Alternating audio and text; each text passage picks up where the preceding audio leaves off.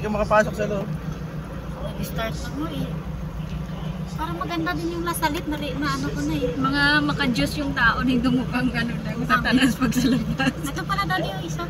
Hindi. Ikutan yan eh. Ah. Dito tayo, diyan. Dito. Yeah. Pwede dito. Okay, parking. Ay, malalagyan! Ano ka? Ano naman? Siyempre, dito na naman kami sa simbahan. Iba na naman. Lady of La Salette.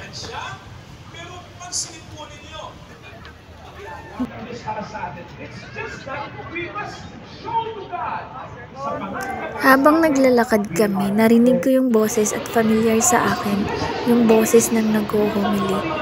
So, pagpasok namin sa loob at nakita namin siya pala si Father Joseph, yung lagi kong pinapanooran ng video sa Facebook na gustong gusto ko talaga siya the way na mag-humili siya.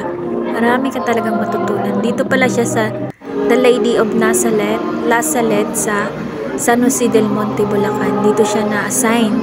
So, hindi namin na-expect at lahat ng simbahan na sikat sa Bulacan pinupuntahan namin. So, itong linggo na to, dito yung nagustuhan namin puntahan para didiretso kami sa San Jose del Monte SM. So, ayan siya si Father Joseph. Kung familiar kayo sa kanya, alam kong familiar naman kayo kasi ang ganda-ganda at sikat yan siya sa Facebook.